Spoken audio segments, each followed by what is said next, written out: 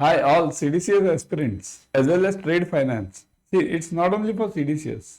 It's for those also who are working in trade finance department. It can be in any. You can be in a bank. You can be in some other private company, anywhere. Wherever you are dealing with LCs, international trade. So this session is for those. Look at the session itself.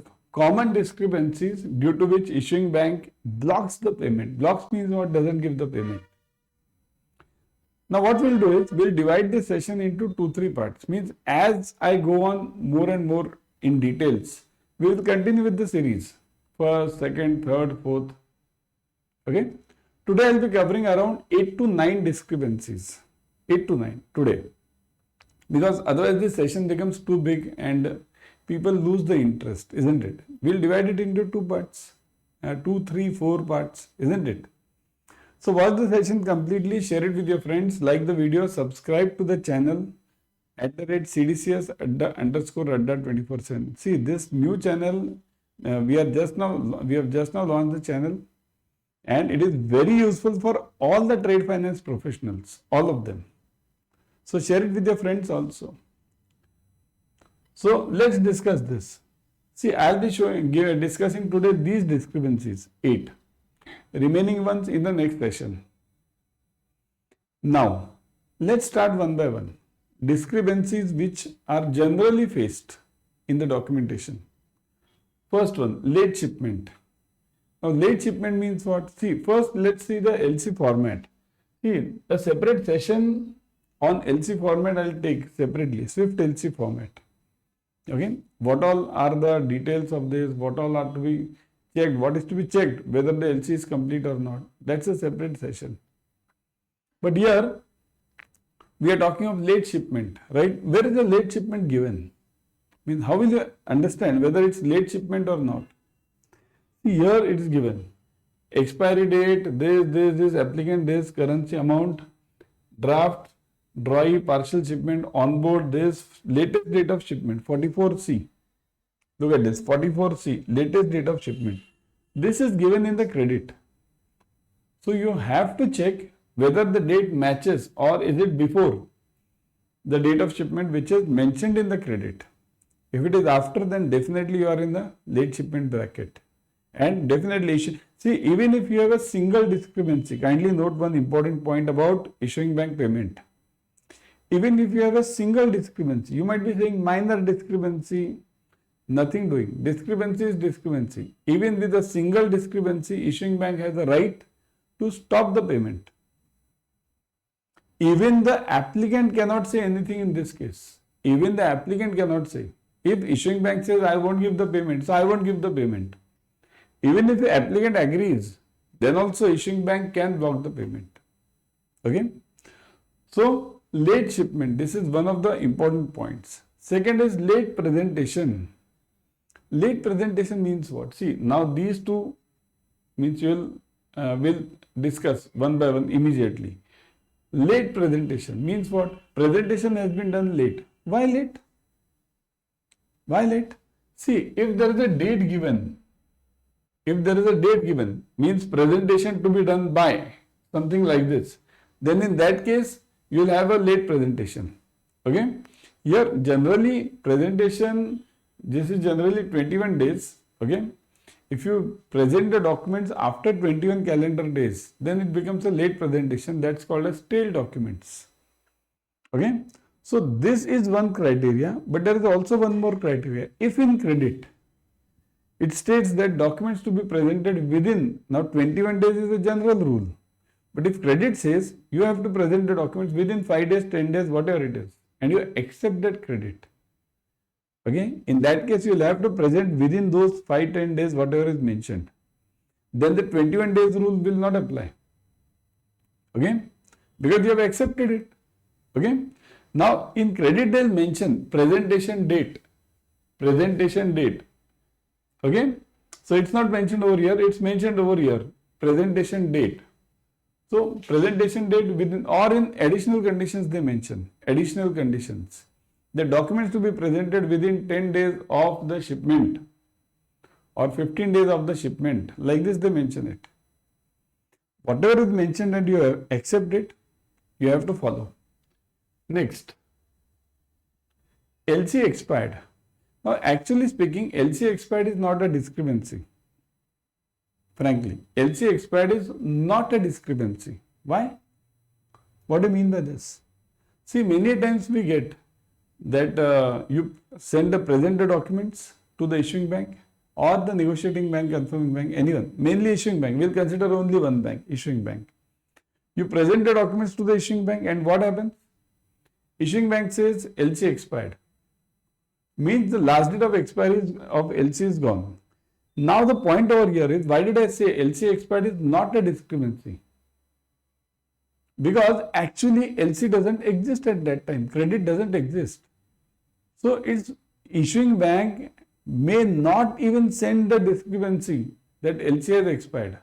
It will simply consider that LC is gone. No need of replying. If LC has expired, you send the documents to the issuing bank and LC has expired. There is no need of issuing bank to send you a reverse message that LC has expired or whether they have been accepted, not accepted, nothing. It's simply a collection document. Once LC expires, it's a collection document. So issuing bank will treat it as a collection document. It will not treat under the LC. So UCP rules are out. URC comes in that case. That's why I'm saying LC expired is not a discrepancy. Issuing bank has the right not to respond to you if you send the documents after the LC expiry date. Okay? Absence of documents. Now this is common feature. Absence of documents means 6 documents are asked. Invoice, insurance, bill of lading, bill of exchange, packing list, certificate of origin and some other certificates. I don't present them. Absence of documents. I forget something. It happens. Or invoice in 3 copies. I present, see 3 copies means what? See, whenever we have invoice in 3 copies or anything in 3 copies, 4 copies, one original at least is to be presented. Certificate in 3 copies. So one original and remaining 2 can be the copies. Reverse is also there. 3 copies of invoice. In that case, all the copies will be presented. No original is required. Okay? I mean, this is a typical part from ISBP. So just the topic came, I was pointing out this. So absence of documents. If I don't present, 3 copies of invoice are asked or invoice in 3 copies is asked. I present only 2. Then that's absence of document. That's obviously a discrepancy. So issuing bank will raise this and stop the payment in that case. Incomplete bill of lading. Now, bill of lading is a major concern. Now, there can be many reasons for incompletion. There may not be the stamp of shipped on board. There may not be the stamp of this clean on board. See, all these things, clean, shipped, on board, they all summarize to shipped on board. So, there may not be this stamp or there may not be any annotation that the goods have been shipped or on board. Or there may not be there's a relationship given. There may not be the relationship between this agent and carrier, right? There may not be the relationship or agent and a master, no relationship. Name is not there.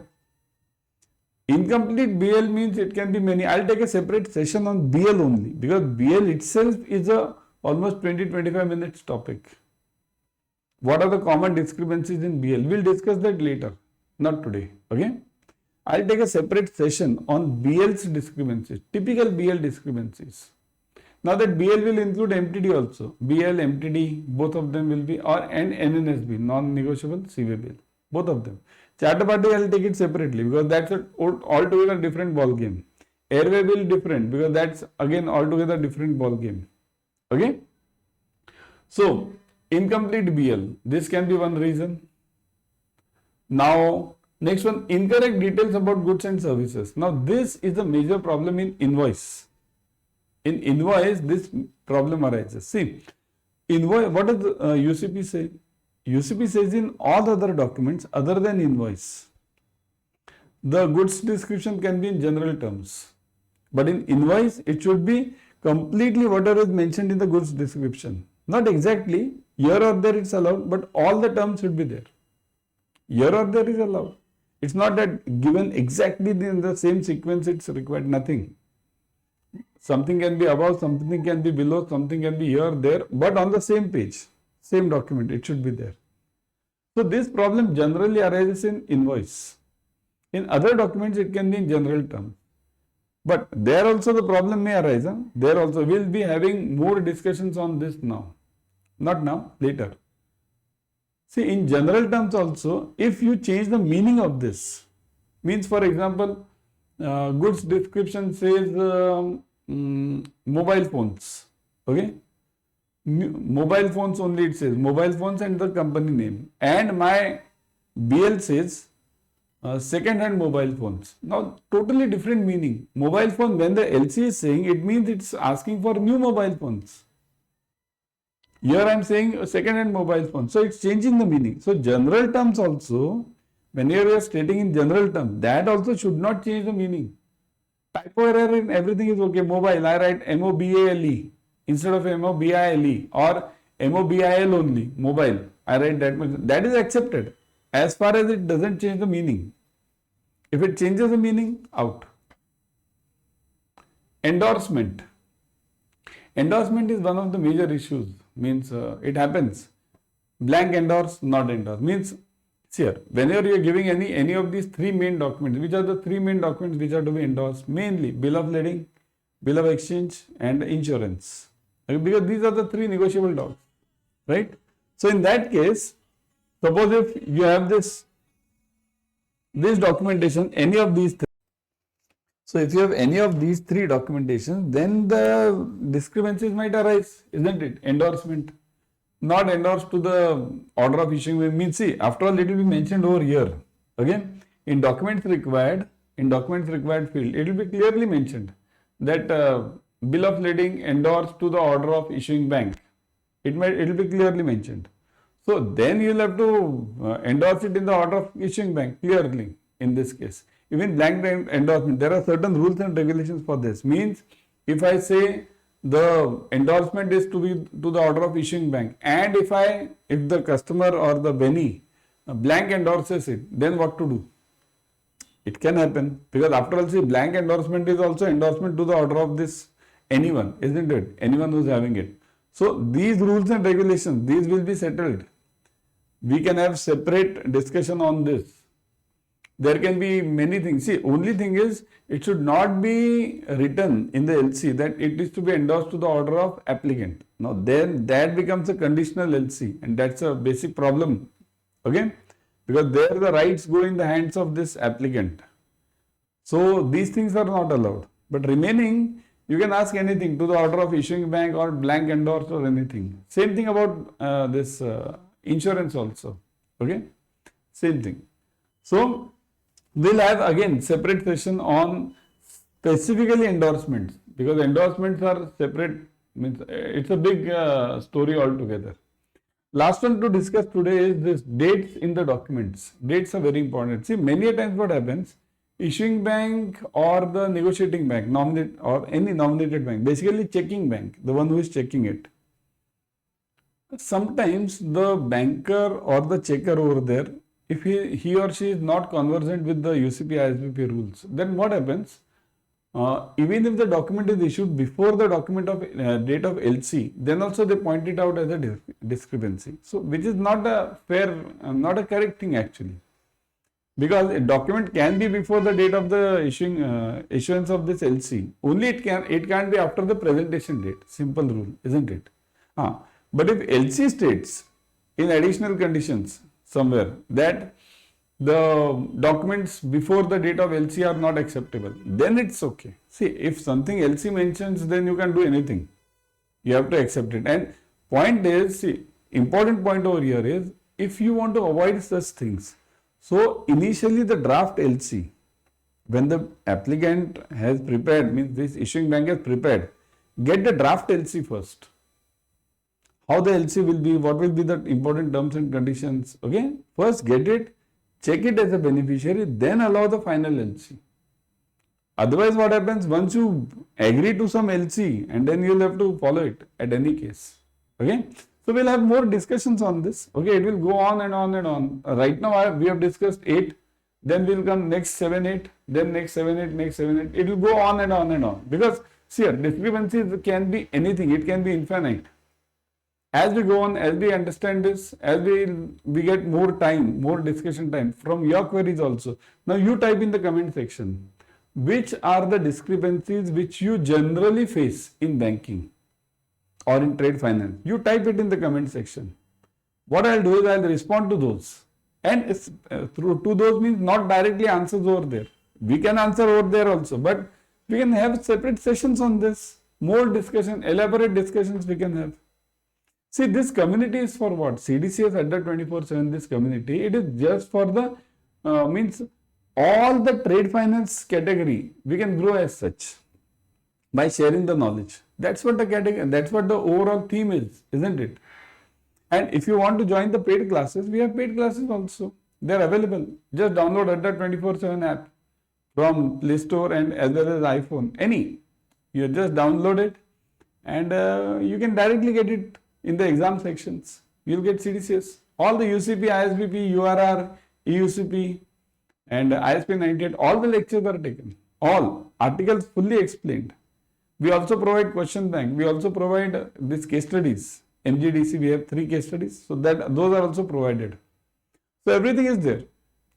Firstly, but what you should do, join this official channel of Adda247. See, this channel is over here. See this channel. CDCS means @CDCS Adda247. Just type CDCS Adda on YouTube and you'll get it. Okay. Click on this. See this face. This face is very important. This one. Okay. So see this, and we are growing. Okay. We are in the nascent stage, but now we are growing. So join this, subscribe to this channel, click on the bell icon. Okay. Bye everyone.